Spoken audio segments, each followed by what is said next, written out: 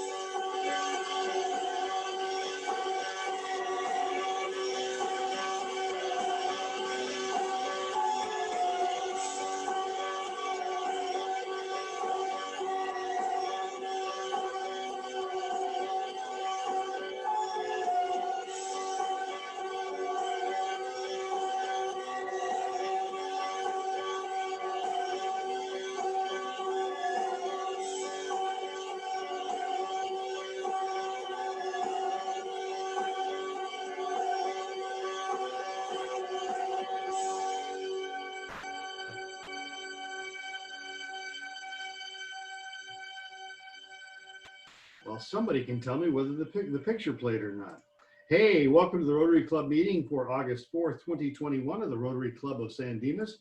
I'm the president, Raymond Foster, and I appreciate everyone who's here on time, and hopefully I'm looking forward to the others showing up.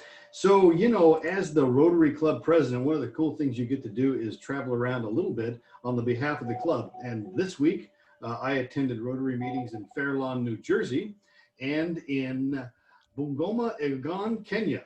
And so that was very cool to attend those two meetings. And also I traveled to 29 Palms Marine Corps Base in setting up the Making Spirits Bright program, and got a complete tour of the base, including the firing ranges and the commissary. And then they bought us lunch. They wined and dined us with their mediocre hamburgers and COVID-laced iced tea, I imagine. But it was a really cool thing out there. For those of you who don't know, 29 Palms is the largest military base in the United States. It is 1,200 square miles, larger than the state of Rhode Island. Fortunately, they let us come home. It was 114 degrees. We had a really good time. So as president, my first time around, I was president. We were able to travel. I went to about 30 different Rotary clubs in person. This time I'm going to try to double that number because I have to just go virtually. That's kind of makes it easier, but I meet all kinds of cool people. So, hey, Steve, how about getting us cranked over and started with the Pledge of Allegiance? Absolutely, Raymond. Please join me in honoring the flag of our country. I pledge allegiance to the flag of the United States of America and to the republic for which it stands, one nation under God, indivisible, with liberty and justice for all. Thank you, Steve. Okay, so Diva says she may not make it today. Let's go around the wheel and see who is here today, beginning with Derek, who's, boy, you're sure smiling, Derek. What's going on? Oh, just I'm multitasking, but it's great to be here, everyone. My name is Derek Papnew. I'm a teacher. I am involved in various community groups, and it's just great to see everyone. Thank you so much for being here. How you feeling, buddy? Feeling better. My lungs are still a little sore. For those of you who don't know, I did get COVID on vacation, so I'm still kind of recovering, but it's great to see everyone. Excellent. Well, I'm sure glad you're here and glad you're above the dirt. That's good to see. Me too. So, hey, Megan, you're not a Rotarian, but you come so often. We're just going to start invoicing you. How's that sound? Perfect. Sounds good. Send it to Doug Beach. Thank you very much. Okay, so Megan DeAnda, I'm here with Servco Glendora San Dimas. We're here for all your restoration needs. I am a mom of two, and thanks always for having me every week, guys. Excellent. And Mary Ann, you were first here. What do you have to say today? Good afternoon, good morning. I'm Mary Ann Kistler. I am a retired banker. I've been in Rotary over 25 years, and it's always great to be here. Thank you very much. And Chris Constantine. Chris, say hello to everyone. Good afternoon, everybody. Thanks for having me. I'm the city manager of San Dimas and have been a Rotarian in one chapter or another since 2014. Excellent. Thank you so much and welcome to the meeting today. And Steve Scott. Hello, everyone. My name is Steve Scott. I have been a Rotarian for a little more than 12 years. I am the current secretary of the club, and I am a State Farm agent in San Dimas. Thank you, Steve. And Craig. Hi everyone, I'm Craig Jung. I'm a dentist in San Dimas. I've been a member for 6 years, past president and current youth chair. Thank you, Craig. And Mike. Hi everyone, Mike Wallace. I am the president of Better Home Financial downtown San Dimas. Been a Rotarian for about 6 years, past president, and happy to be here. Excellent. Thank you so much for coming to Mike today. And sounds like you're at the bottom of a fishing well, or maybe it's a wishing well. So we hope you're doing all right wherever you are.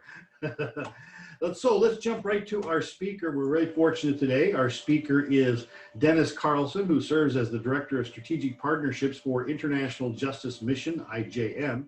In this role, he engages mission-minded leaders to invest in ending forced labor, slavery, and human trafficking. Prior to joining IGM, Dennis founded Agency Leverage, where he helped B2B companies generate new recurring revenue.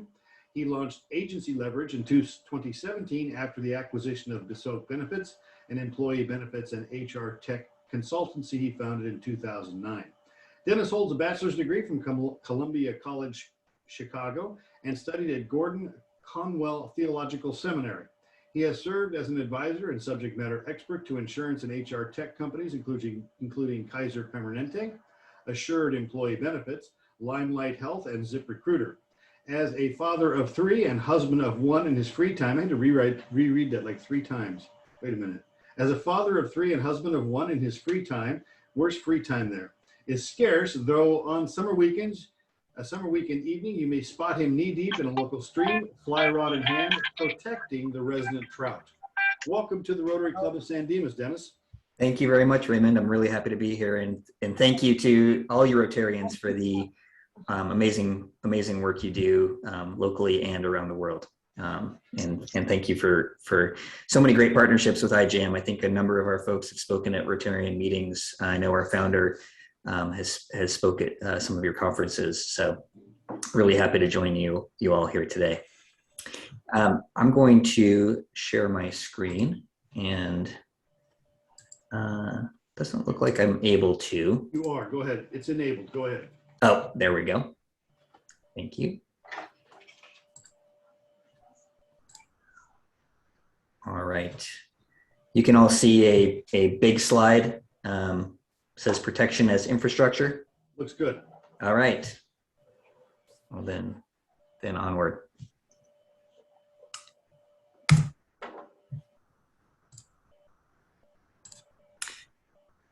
So the world is broken. This isn't news. I'm not telling you something that you don't know. All you have to do is look around you or type some questions into Google to know that the world is in fact broken. Whether we're talking about the 228 million people that live on less than $3.20 per day, or the 785 million that still lack clean access to clean water, or the 264 million that don't have access to quality education, or the fact that half the world lives on less than $5.50 per day. The facts are clear. But the world is waking up. In fact, in 2015, the UN established 17 Sustainable Development Goals to address the most urgent problems in the world with a universal call to action. And there's some amazing and innovative initiatives being undertaken by corporations and startups, nonprofits and governments to move these goals forward, like microfinance loans for farm equipment to help lift people out of poverty and provide economic growth, or wells that provide entire communities with clean water, or digital learning platforms that can reach the most rural and underserved populations. But here's the problem. Currently, 5 billion children, women, and men live in a justice gap. Without the protection and benefits of the law, without access to strong justice systems, people in poverty are uniquely vulnerable to everyday violence and unable to benefit from so many of these amazing initiatives. Because while their wealthier neighbors can pay for security and safety, they cannot. The problem of everyday violence, it's often hidden. For those of us that are accustomed to living under the protection of a strong justice system, for those of us who can dial 911 and actually count on law enforcement to show up, we don't really have an understanding necessarily of what it's like to live completely outside the protection of the law. So what's it like when those protections aren't a given? Well, it might look like that microfinance loan to buy farm equipment for a widow in Uganda being totally useless if she's violently evicted from her land and the court system is utterly overwhelmed with no capacity to help her. Her case may stall indefinitely as she becomes one of many names in many cases awaiting their day in court. This photo is a photo that one of our team members in Uganda took of an actual file room of court records in Uganda, just sitting there, obviously not being processed, obviously justice not being served. It also means that when a new clean water well is built in India, it won't quench the thirst of the girl who's afraid to leave her home because she may be trafficked for sex by her neighbor. A neighbor who traffics girls with no fear of consequence because local law enforcement has never been trained in what trafficking is, let alone how to investigate trafficking crimes, gather evidence, and conduct an operation to free victims. And a quality education may be a complete impossibility no matter how good the school is for the thousands of children enslaved on fishing boats on Lake Volta in Ghana. And I want to share one boy's story with you today.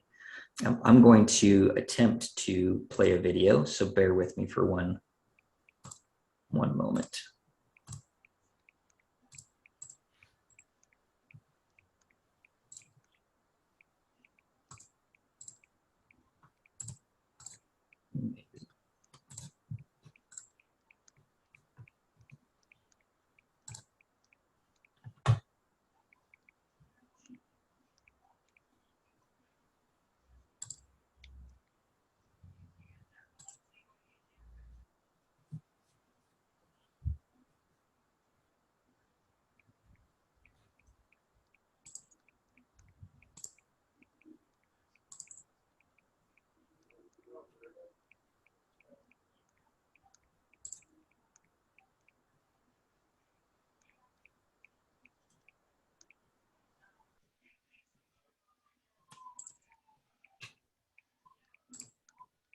Try it now.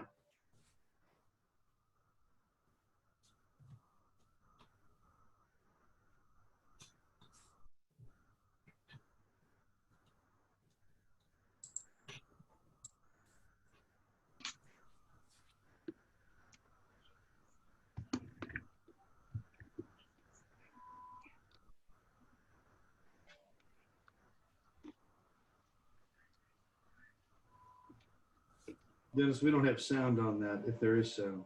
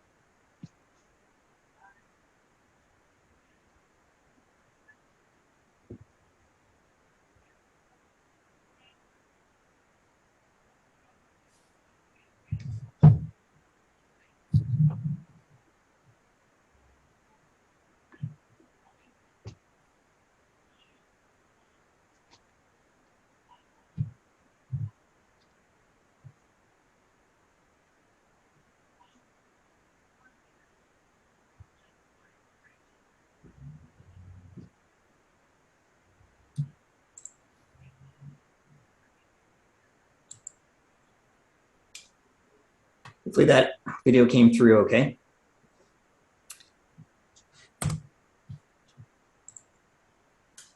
So I'm so thankful that Foley and so many boys and girls like him have been rescued from Lake Volta. But rescue is really only the beginning of the story. In the face of abuse, IJM and our partners protect people in poverty from violence. We collaborate with local justice systems to build communities where all people can expect to be safe and protected. Our team has spent more than 20 years on the front lines. We're a global team of lawyers, social workers, community activists, and other professionals in 33 offices across 23 countries who share a single mission of protecting people in poverty from violence. Our team is pursuing an audacious goal. By 2030, we aim to see 500 million children, women, and men protected from violence. We are determined to see them living in communities where they can count on the protection of the law and strong justice systems, where they can expect to be safe. IJM doesn't stop at rescuing individual people who have been abused, because the goal is to prevent the violence from happening in the first place. We stop violence at its source. Preventing violence requires addressing the direct cause of violence, people who commit violence.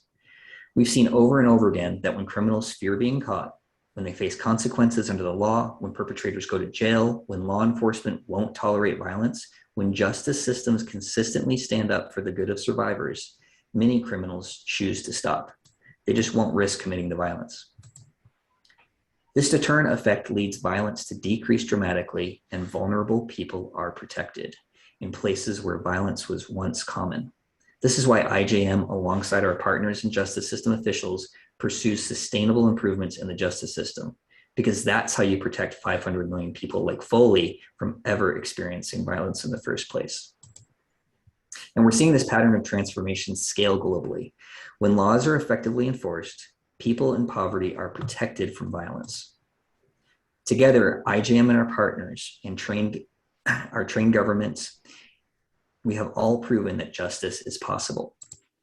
We've brought freedom to more than 66,000 people experiencing violence and oppression, and we have convicted more than 3,200 criminals in local courts, ensuring they cannot hurt others. But because of the power of deterrence, we've also seen broader transformation in entire communities as stronger justice systems protect children, women, and men right from the start. For example, in Uganda, IJM, local justice system partners, and community leaders implemented a 5-year project from 2012 to 2017 to address violent land theft against widows and orphans in Mukono County. The program focused on individual casework, on mentoring and training public justice system officials, police, prosecutors, and judiciary, and on addressing the cultural norms that allow for land theft in communities. When we began working in Uganda, the criminals were confident. They had no fear of being held accountable for their crimes. But at the end of the project, the prevalence of land theft in Mukono County had dropped by 49%. There were widows and orphans who had remained safely on their land because potential criminals knew that the abuse would not be tolerated. The risk was just too high. So we've seen this virtuous cycle time and time again. When justice system is strengthened, it enforces the law consistently, visibly, and justly. When criminals see that the justice system is effective enough to catch and punish them, they stop offending. They are deterred and less people are victimized. And when survivors and communities see the justice system stopping offenders, when they see it operating with more consistency and sensitivity, then they trust the system more. As people trust the system more, they use it more, and it becomes even better at enforcing the law. This is nothing less than the visible manifestation of protection in a community, and it has transformative power. This transformation is how IJM and our partners will reach that audacious goal of protecting 500 million people from ever becoming the victim of everyday violence. This is how you build communities where all people can expect to be safe and protected. Protection is part of the basic infrastructure people need in order to flourish. Thank you. I know hearing about this work can be really heavy. I really appreciate your willingness to listen. And I'm not really sure how we're doing on time, but certainly would have a few minutes for questions. Indeed, we do have time for questions. Anyone have a question that they'd like to ask Dennis? Well, let me lead off, Dennis. Describe to me, at a practical sense, what is a sustainable justice improvement? What do you do? Yeah, so you can imagine that with working in 23 different countries, that each justice system has unique issues. But just to give you an example, we talked about Uganda a little bit in the presentation. And I showed you that picture of a courtroom just full of files that have really not ever been processed, maybe not even ever looked at. A working justice system in that case takes some of those widow abuse cases, so where widows are forcibly removed from their land. When they go to the police and the police have done nothing, even though this is illegal, a lot of those cases may get filed, but just end up in a file room like that. And so some of the long, hard, boring work that IJM has done is taken a room like that you saw in that picture and digitized those records so that they could actually be processed, and also shown attorneys in those regions how to actually plea bargain, how to actually think about moving those cases more quickly through the system, something that they had never done before. So when a functioning justice system, like by our standards, some of those things are like, well, of course records are going to be digitized. Of course you have some basic principles to move cases more quickly through, like a plea bargain scenario. But these are brand new ideas to some of these less mature justice systems. So what we're really trying to bring them up to is sometimes just a modern level of efficiency. And it's also a lot of bridge building to really get the police officers, the court system, and the social services to really own the protection of the people that inhabit those communities. So go ahead, Derek. Looks like you got a question. I know a lot of the countries that you mentioned have problems, such as Uganda with the LRA and things like that. How does your organization help provide that structure when there seems to be political instability? Yeah. So everywhere that International Justice Mission works, the governments allow us to be there and want to work with us. So certainly there's political instability in many, if not most, of the regions that we work in. But our job is to build long-term sustainable relationships with whoever is in power, as long as they'll have us. So everywhere we work, the crimes that we help with, whether it's we're working with police or the court systems, the things that are happening are illegal. These are crimes. They're just not being, the rules just aren't simply not being enforced. So we're partnering and bridge building with those communities. So and to be clear too, we work primarily on issues of everyday violence. So not kind of war-driven violence. Even if those are factors kind of in that region, really we stick with working with the local authorities and court systems. And to your question, how do we do that? It's by staying for a long time. We come in and work with them. And so not something like 95% of all the folks who work at IJM are nationals to the countries that they work in. So this isn't kind of a American saviorism where we're coming over and putting our people in place to show them how things are done. We actually have trained folks in those systems that live and work in those communities and are part of the community. IJM may have success, hopefully, in these areas and then depart as IJM, but those folks stay in those communities. They're part of the community long term. So as I understand it, you don't go in and try to make up new rules. You try to get them to help them enforce their own rules. No, it's pretty rare that we will work on legislation sometimes if there's a piece of legislation that we think would be helpful to enforce rules or enforce what they already know is right. But generally speaking, I mean, slavery and trafficking are illegal almost all over the world. There are a few pockets of countries where it's not, but we are working in the areas where it's simply not enforced, particularly against the most vulnerable, who are those that are in poverty, because in most other countries, I mean, it's strange, and I know we're in law enforcement, Raymond, so this won't probably be strange to you, but to many of us, to think about the fact that if we want to be secure in another country, that we actually pay for private security. That's how people with money handle it in many other parts of the world. They simply pay for security, and certainly people who are impoverished can't do that. So we work with those local governments to enforce the laws for everybody across the board, and not just the folks that have money. I know that sustainability and safety and security and good governance is a European priority. Do you work with the European Union and through their funding mechanisms? Yeah, so we have, yep, so we have it. On the map that I showed, and we work in 23 different countries, so it's hard to grab it all, but there are some blue areas in there. So we have advancement offices all over the world, including in the UK and Ireland and the Netherlands. So we work in that whole, whether it's the UK or the EU, we work with those governments for funding, whether it's grants or even operationally. We'll work with them on trafficking cases in those areas. And I know that you said your colleagues speak to Rotary clubs quite often. What do you look for Rotary clubs to do to assist you? That's a great question. So my role, although my title is Director of Strategic Partnerships, I'm primarily a fundraiser to advance our mission forward through capital. Depending on who's speaking, different folks have different roles. So we also have a couple of different teams.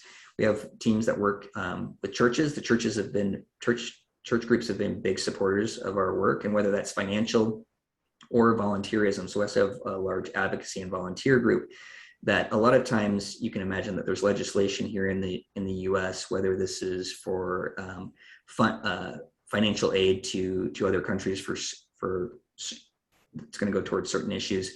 A lot of times what we're working with our advocacy teams on is sending information to members of Congress, reaching out, doing meetings with those folks to look at specific pieces of legislation that might support our mission abroad.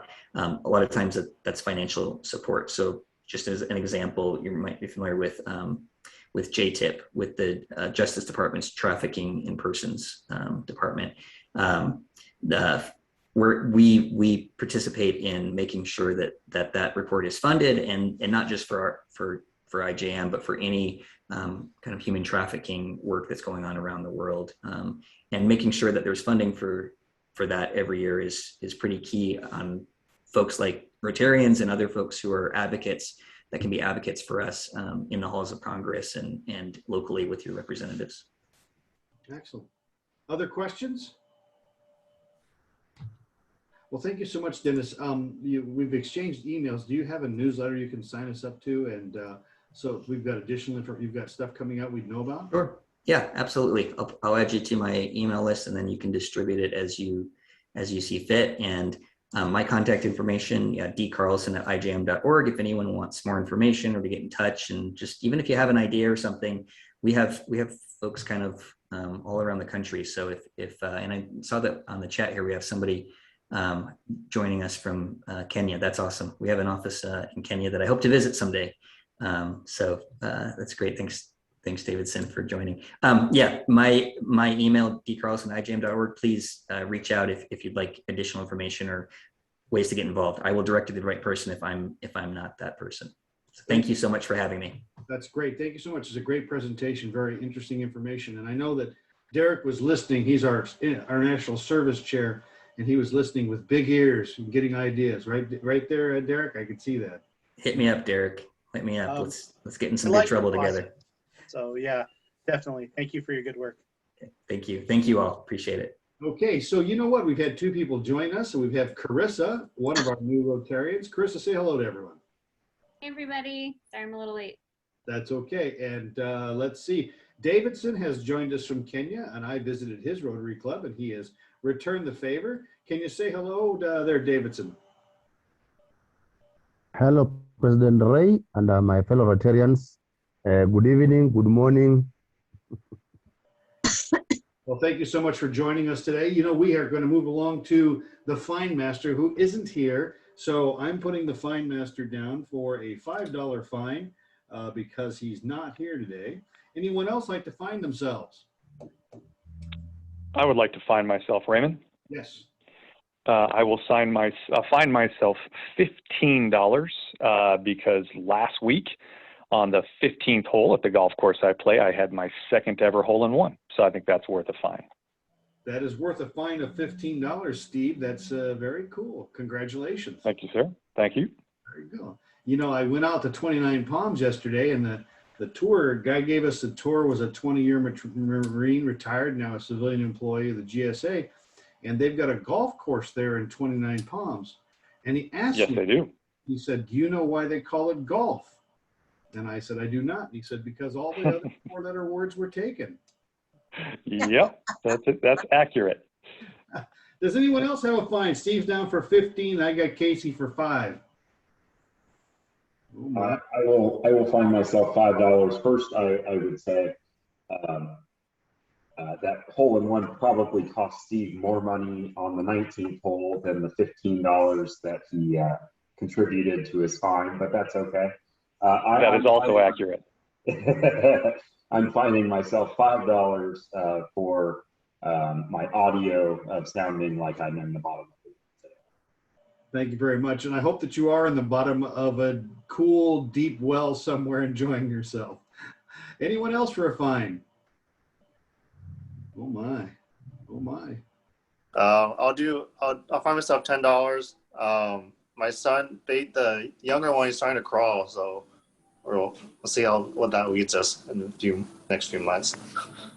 I tell you what, every parent here, it's once they learn to talk and to walk, it's over with. That's it. For sure.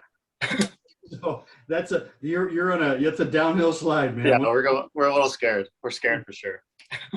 They're gonna go where they want and eventually say what they want. But good for you. Thank you for the $10. We'll put it to good use of the Rotary Club of San Dimas. One more, going one more time. Fines. Going once, twice, 3 times. Okay, so we're gonna go from fine to action 360. Making spirit. Let's do crosswords. Crossroads is this weekend. Our first weekend at the house in Pomona. We'll probably be doing mostly the yard work, which is the weed eating and the mowing, and we're going to be digging out some areas to plant some pavers. Now, through Wayne Schmidt from the Masonic Lodge, we did submit a grant to Home Depot for the material, and that grant went through the first level of review, and it's good. The store has said yes and sent it to corporate, and we had to do there's a whole bunch of stuff you got to fill out. We filled that out. And they've put forward a grant for about $1,022, but they tell us it might be 4 to 6 weeks. So we have the money for this because we've got the money beforehand. So this weekend, we're going to be just doing the cleanup. Mike and I will be going out next week. If we don't have the Home Depot grant, we'll be using the club's money to go through with that to get the material we need to finish the project. If the grant comes forward after we finish the project, I've already spoken to the Claremont Rotary Club and an organization called Sustainable Claremont. And what they would like to do is return to the location and build raised vegetable gardens so that the women living in the house can raise their own food. The Rotary Club of Claremont, by the way, has volunteered and will be serving with us on that day, as are several volunteers from around the community, including the mayor of Pomona and a variety of other people throughout the community. So it's a good day. Both weekends will be a good day to work alongside some other people and make some networking connections and get a tan. So I look forward to seeing as many of you as can be there, and please sign up. Hey, Raymond? Yes, go ahead. Sorry to interrupt. Can you please send an email out with the address? I know I'm signed up for Sunday morning, so I just want to make sure I have that. I will. I will do that this afternoon. I will send the email address with an email with the address to the place today, so everybody has a place to go. I believe it's 542 San Francisco Avenue, but it's San Francisco just off of town. But I will get that email out. Thank you, Steve. Thank you. Any other questions about the Crossroads project? It's coming to a beautiful conclusion. We have 5 different community groups involved in it, and it's going to be some hot work, but totally worth it. Next coming up is Making Spirits Bright. That's had some big advancements also. As you know, we have in our budget dedicated $1,000 to assist that program. But the Diamond Bar Women's Club, we met last week in the committee, and the Diamond Bar Women's Club has asked that a spaghetti dinner be put on as one of the fundraisers. So I went to the Masonic Lodge Monday night, and the Masonic Lodge has agreed to donate the location, the cooks, and the food. And then we'll cook the food and provide a spaghetti dinner for 100 people. The Diamond Bar Women's Club is going to sell the tickets at 15. And we've also involved the Young Marines, the San Dimas Regiment, the Young Marines, who will be the servers. What we're putting together is a program that will probably include a major from the Marine Corps out at 29 Palms, who is the man in charge of the entire airport out there, to be the keynote speaker. And we have a variety of presentations and a program that'll go along with this service thing. So that's one of the ways we're looking at making spirits bright. We're still moving forward with the raffle. We have the tickets ready to go. We have everything, the prize. We're the hang-ups of Secretary of State. Steve is working diligently on that. Any questions about making spirits bright? Okay, next issue. Tomorrow night is the board meeting. We need to discuss and vote on the foundation. You should have gotten the articles of incorporation and proposed bylaws out to you. There is a problem with the articles of incorporation. What they say is the San Dimas Community Foundation, that name is taken. It is being used by the San Dimas heroes that put together the memorial downtown, the park. So we need to come up with a different name for the corporation, and we need to go through those bylaws and those articles of incorporation to make sure everyone's comfortable with how it's written and how it's structured, so that we can move forward. That'll be one of our primary fundraising arms going into the future. So I really need everybody there at the board meeting for a full discussion so we can get that moving forward. Also, there'll be some exciting news, I'm certain, from our social media committee, who is working diligently on expanding our reach, right, Carissa? That's right. All right, cool. Any questions on Action 360 on the community stuff we got going on? All right, now time for the calendar. Now I have a surprise for you. Not a surprise. Can you see my spreadsheet? Shake your head. Yes. Okay, I am actually keeping track for the first time in about 5 years of both attendance and fines. So this is something that Rotary clubs typically do. And as you can notice there down in the attendance, a 1 means you were there, a 0 means you were not. You do not want to have zeros behind your name. It doesn't look good. But you know, Rotary, it used to be attendance was a big deal, and then we got away from that. But the truth is, without attendance, we don't have a Rotary club. So we need to work on ways to making sure that people know how important we think them being here and their contributions are. Let's move over to the calendar. And by the way, the ICM guy that we just had, that's a great presentation. And we have those scheduled throughout the rest of the year. By the way, there's the address, 547 San Francisco Avenue, and I will get that out to everybody. On August 11th, it'll be Go Positive with Daniel Sandel. Now, this is more of a motivational speaker, and so that's something different. And then we've got Liberation is Imperative. This is an author. Ending Soil Erosion in Haiti for Economic Development. Hope for Homes, and that's going to be talking about homelessness primarily in the San Dimas, Claremont, and Pomona area. That's an important issue for us. And then we're going to look at TCB, Micro Glance, and then we move into September. We're still working on the club assembly taking place at the City Hall. I've been told by the mayor that he'll get back to me this week on making arrangements. Otherwise, we will pick another place to have that club assembly. So mark your calendar, September 22nd is our club assembly, and that is an in-person meeting for lunch. So that is the calendar. Anybody have any questions on the calendar? All right. The last bit of business is the four-way test.